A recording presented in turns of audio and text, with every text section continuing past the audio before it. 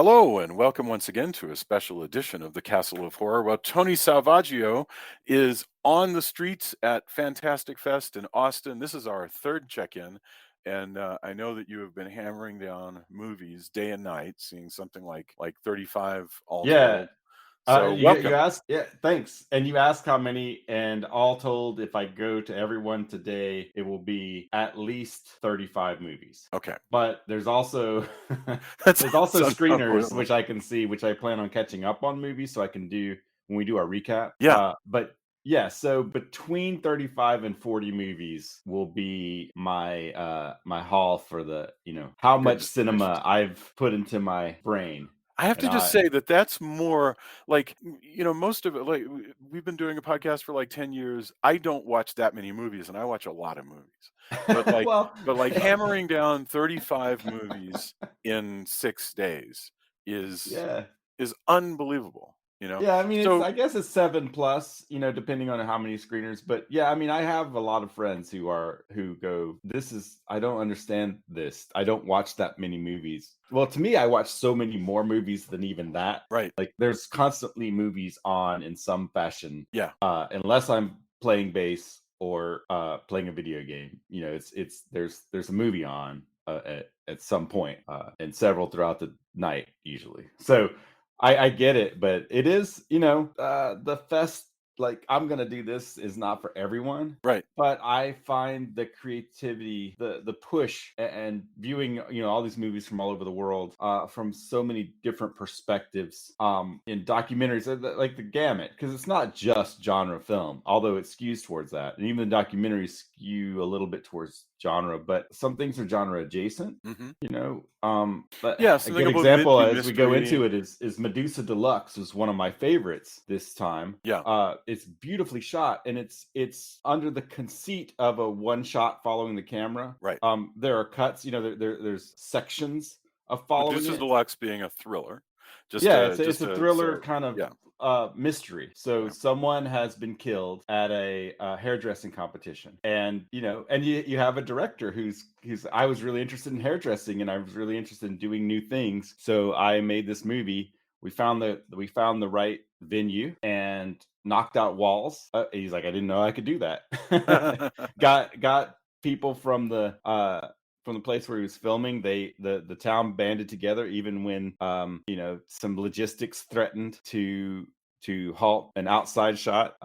They did things you probably shouldn't do, and Hmm. got, the town said, no, we want to help this person. And he was able to walk through. It's something cool about technology too, and I'm kind of going off on a tangent, but this is interesting stuff from the festival.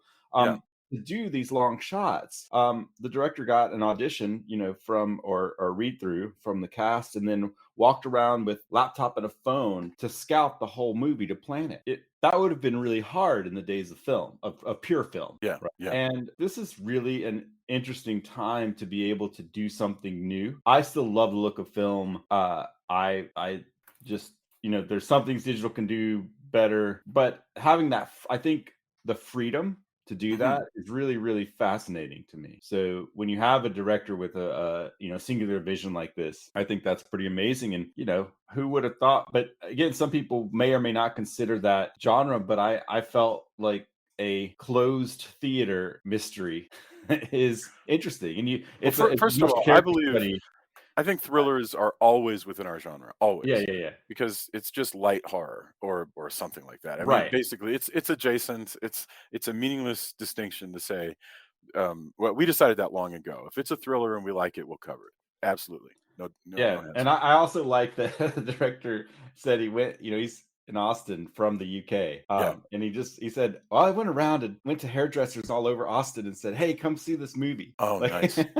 he just has this passion. And it's really, I thought Medusa Deluxe was just really a fascinating exercise, as well as a fascinating way to tell a murder mystery, Hmm. and some really beautiful transitions too that you wouldn't think of as being transitions until you see it. We're going to follow the camera, we're going to be the voyeurs, in this movie as we go from place to place. But yeah, it's mostly genre. And speaking of genre, there's two that really stood out recently, that are firmly Evil Eye. Yesterday completely blew me away. Okay. It's kind of near future. It's so a family, their daughter has an ailment, a sickness, so they move back out into the country and stay with their grandmother, who is really spooky. They move to the spooky country. And they're left with their grandmother as the parents go to try to find something, a cure, hopefully. And we don't say a lot of that, but it starts to merge legend. So Isaac Esban just really knocked it out of the park in the cast and everything. This is a by the way, this is a Spanish language movie out of Mexico, The Evil Eye. Yeah. And it's, you go to the Mexican countryside in the middle of nowhere, and it weaves in a tale of witchcraft. There's been a really big kind of witchcraft, Hispanic witchcraft, Latinx witchcraft theme this year. There were sharks, with kind of the official theme, because there were a ton of shark movies. But as I'm going from movie to movie, witchcraft. Well, I mean, you mentioned witchcraft Everyone is Will big Burn. theme. Exactly. Which is also a Spanish film. That went out of Spain. Yeah. And by the way, we forgot to mention, but that stars Macarena Gomez. And if people are fans of Dagon, she is the most memorable thing in Dagon.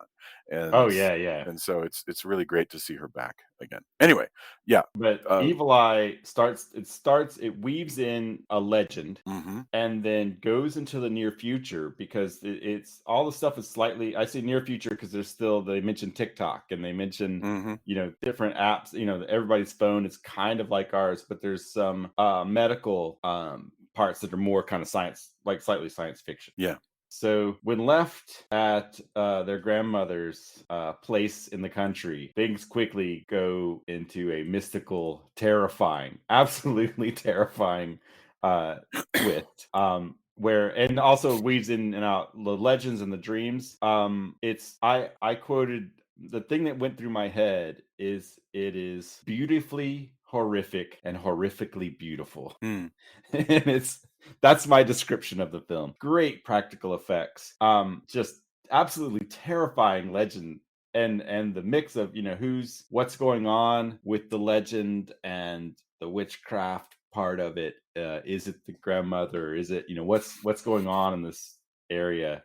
It also gave me, it's definitely rated R. But the story of kind of a coming of age story mixed in with legends and this dreams and horror, it also gave me kind of a Something Wicked This Way Comes vibe.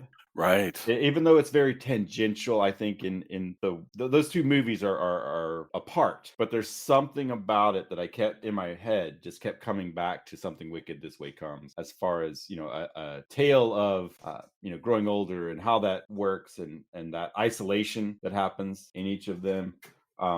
And our protagonist is Nala, is has to protect her sister Luna, and is trying to do so, but also kind of discovering herself and where she fits into all this legend. But yes, Evil Eye blew me away. I was told it debuted at number 4 in Mexico this week. And is it going to get it? Do we know if it'll be distributed in the United States? I hope so, but we have to cover it. I think. Okay. Julia's probably going to also be like, because it's so much child endangerment. Yeah. Like, when I thought of it, though, I was like, we have to cover this. I think it sounds great. We're going to have to cover Everyone Will Burn as well. Totally. But also, as soon as possible, I want to cover this one. Okay. And as well as Everyone Will Burn. But as soon as it's released, we'll absolutely. Yeah. Yeah. I thought about David. I thought about Julia, and I was just like, this is the movie. And it's a fantastic old house.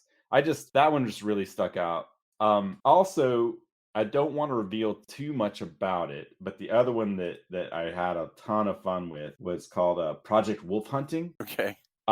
It's a Korean. The description this time kind of, people were saying, oh, it's Korean Con Air on a boat, but I think where Con Air is a little bit more tongue in cheek in a way, Hmm.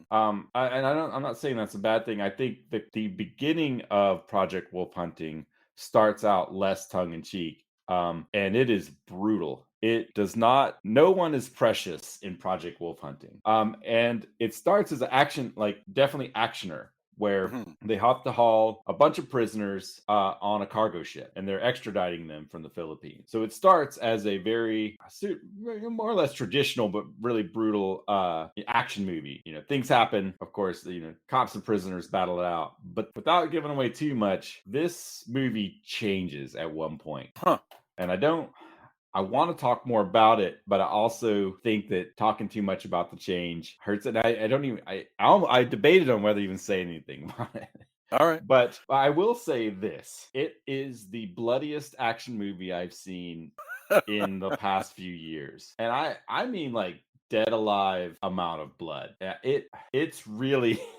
I I was constantly a little bit in awe at the amount of stage blood that you could put in an action movie. Wow. And that's not, that may not be your bag. But if you want to see an extremely brutal action movie, and it's gory, but not gory in a way, you can tell it's over the top. Yeah. So again, it's not the super realistic gore, which kind of gets to me. Hmm. It's, a lot of shooting and a lot of ripping up stuff and everything like that. But wow, I went in, kind of blind. I heard, some people, the early buzz on Project Wolf Hunting was, hey, you got to go see this. I'm like, oh, I love action movies. And, Korea's been killing it. There's so many great directors. But when that one gets released, whoo, and I'll So, try to post. There's a tracking of what's been bought and what's going to come out. oh, And great. in our recap episode, I'll go and we'll kind of go through that and post it. But wow,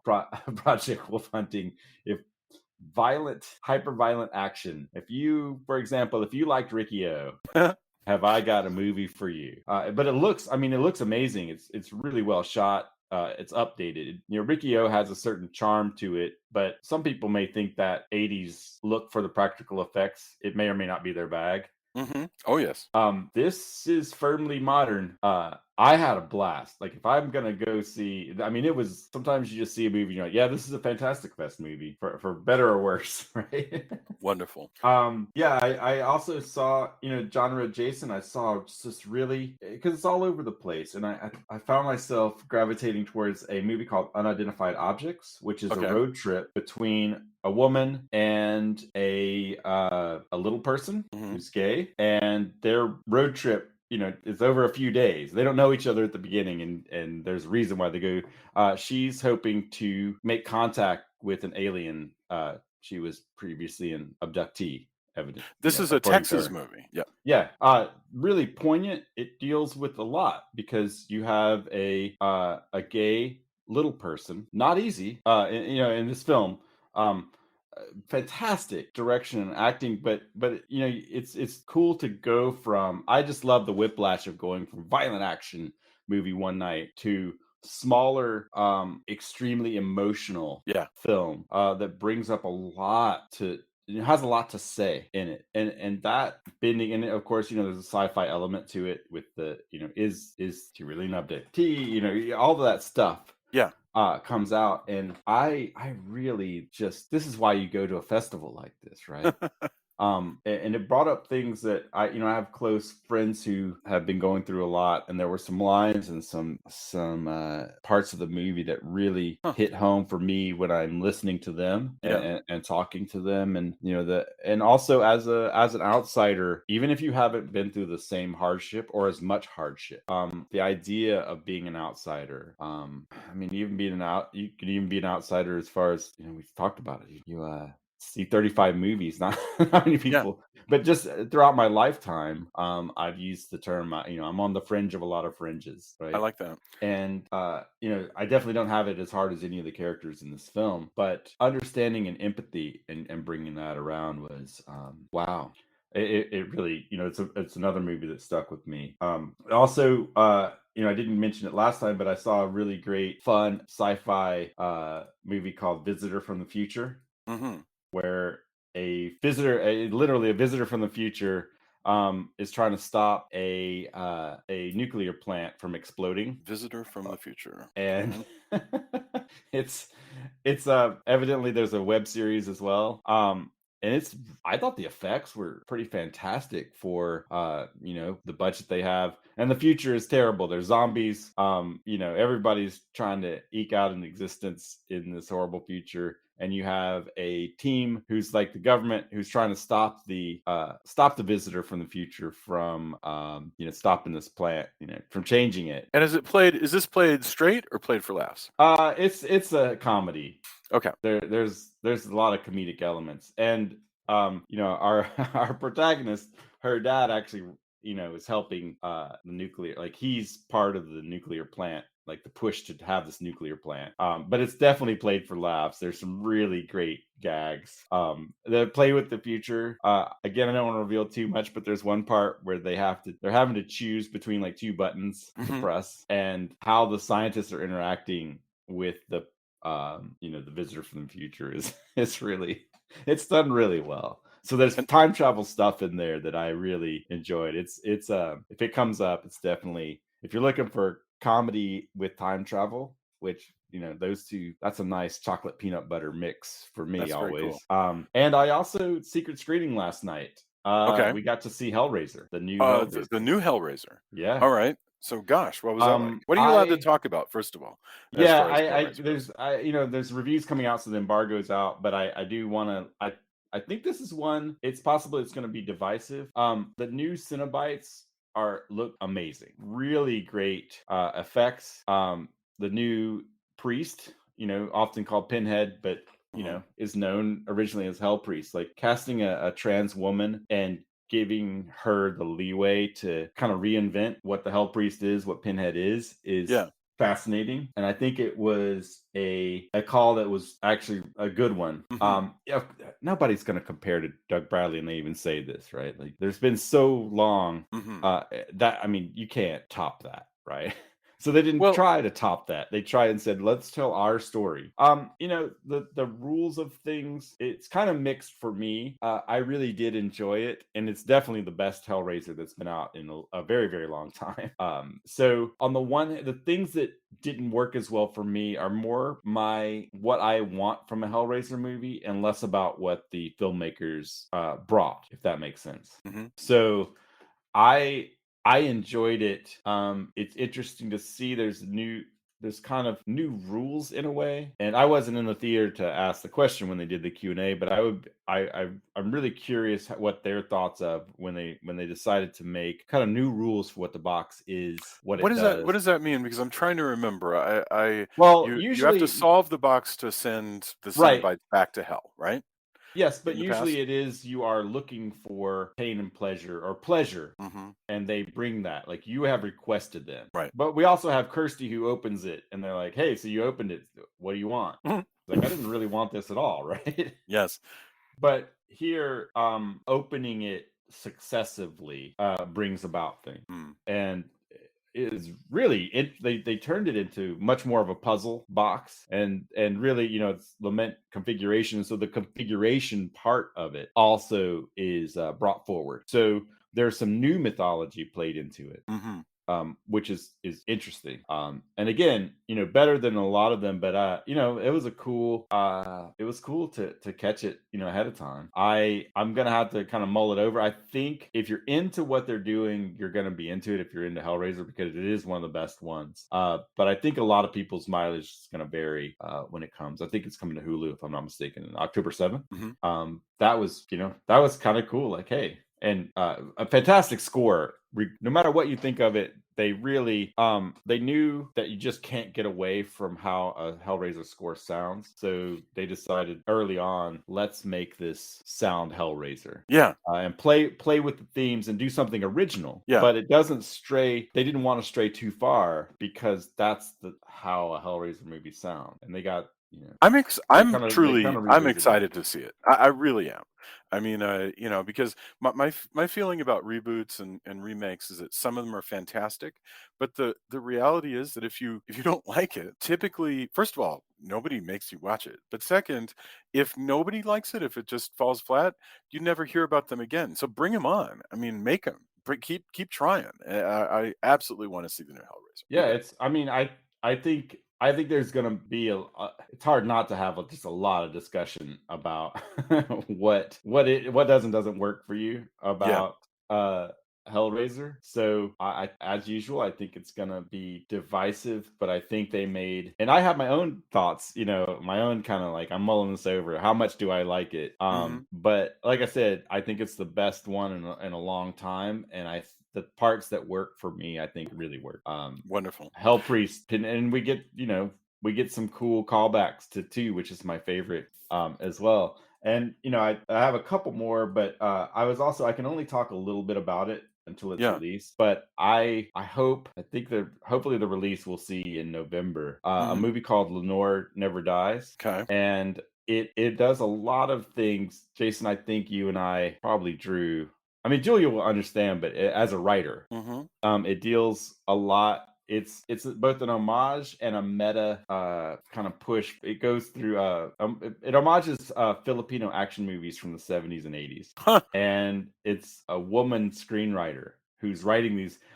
Part of this, she's older now, and people remember her. But it's cool that she's a action. She loves action movies, and she's written action movies. That's what she's known for. Our Lenore in the movie, and things are happening. I can't say much. They said, hey, how about only capsule reviews? So there's still embargoes. If any, in case anybody's wondering, there's Sure. still various embargoes that happen due to how the studios are releasing things. But my capsule review is, if you're looking, especially, I think writers and fans of action movies especially will enjoy the meta aspect of the film. There's really just a lot, and it's cool to see a woman who's regarded in her country as in inside this meta universe. Like, everybody's, oh yeah, even if they think it's kind of like, really, action movies, that's what you want to Yes. do. um and the way it plays with that is just really fascinating. Again, this is why we watch. Here's this. This is action movies from the Philippines, with characters from the Philippines, and then what's that like? What is this metatextual?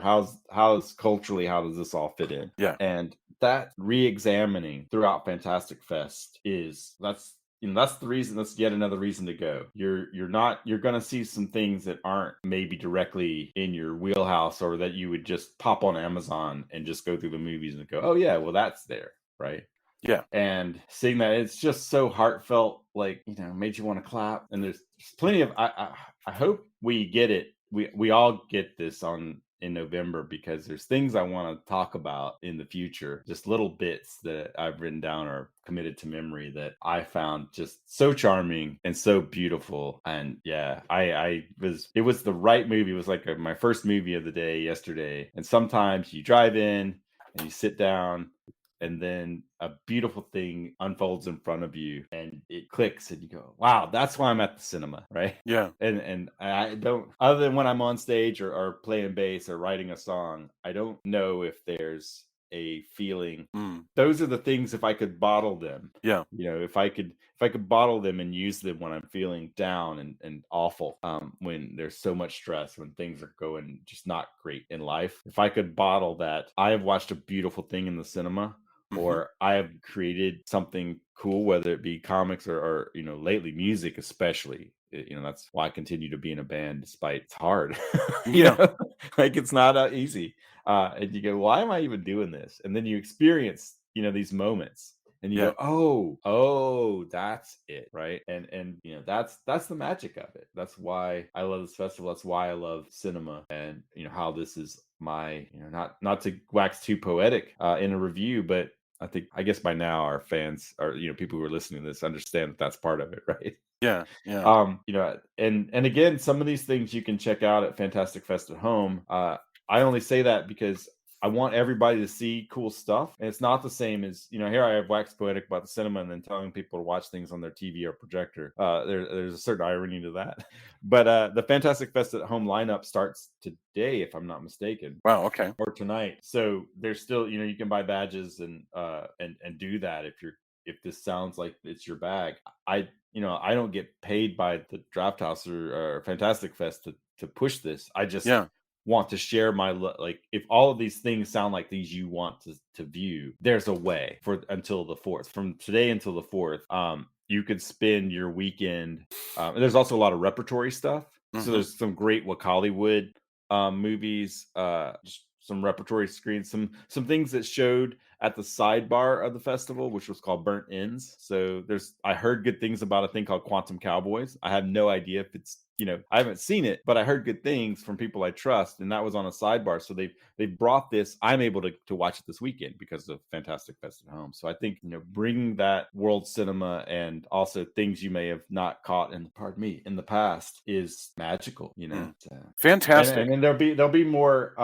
I want to bring more into our recap this weekend. We're going to do it on Saturday. I really dug Husera, which again was Mexico, horror in Mexico. And for today, what we've covered, so we talked about Medusa Deluxe, Evil Eye, Project Wolf Hunting, Unidentified Objects. Yeah.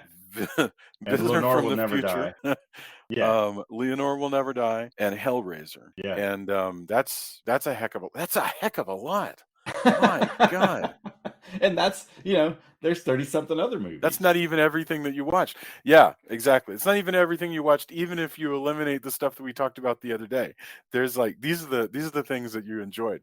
That's amazing. I've been lucky though. I've enjoyed even the ones that I didn't enjoy as much. And again, if I haven't mentioned something, it's not because it's not good. I have been lucky so far.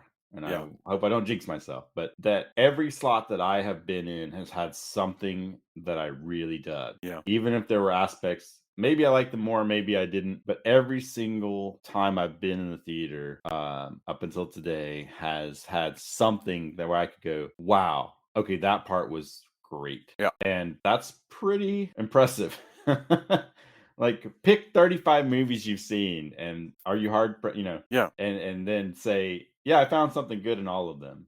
That's wonderful. That says a lot about the programming team for the Draft House, right? Oh, absolutely. Yeah. Like, and I've kind of looked at what I think is in my wheelhouse, so I get to be the arbiter of what I see. Sure. And I lean towards those things, so it's partially I choose the things that I think I'll gravitate towards, of course. I think that's fair. But do you think, Tony, do you feel like you incline towards is it just an international select? Because a lot of you're watching, probably I would say a quarter of the movies that you watch are English language movies. Right. So is that reflective of the fest, or is it just reflective of Tony's choices? I think it's reflective of the fest as well. I think it's two things. So the fest is an international festival with international programmers as well. That's a big deal. Yeah.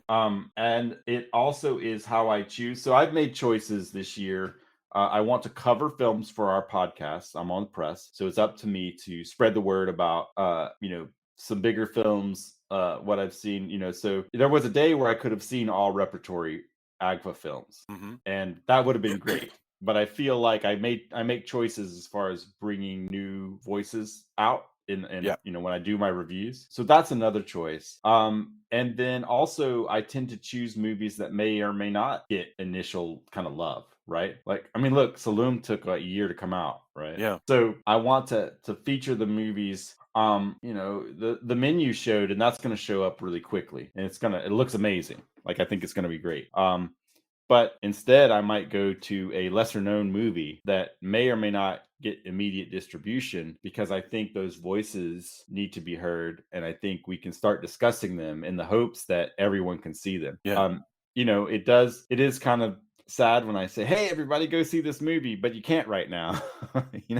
Except of course if you're looking for it, but at least I want to be able to say, look for this, because I think it's a just fascinating movie or has fascinating aspects.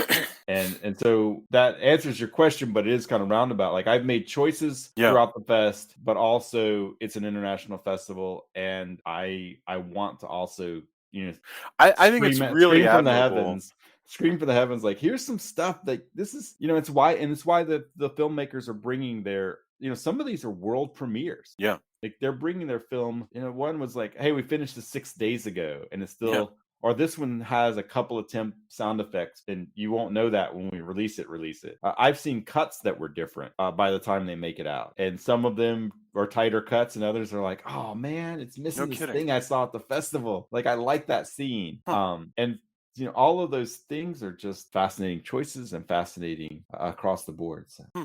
Well, yeah, fantastic. All right, Tony. I know you got to get back out there, but I on do. Saturday morning we I will. got 4 more movies. Yeah.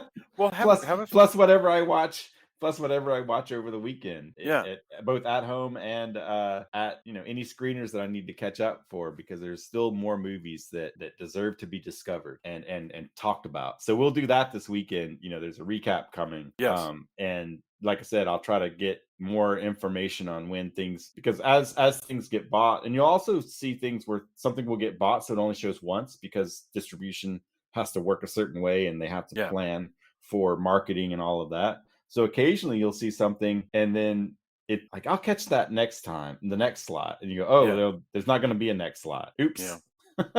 So Yeah. it's fascinating in that respect. So yeah, definitely. Yeah, I can't wait to share more movies, and we'll talk more later. But thanks again for Absolutely. talking about this, and thanks for everybody for tuning in and listening to what hopefully, you know, some of these might be your new favorite movie this year. Yeah. All right. Thank you. Have a fantastic afternoon. I'll talk to you soon. I will later.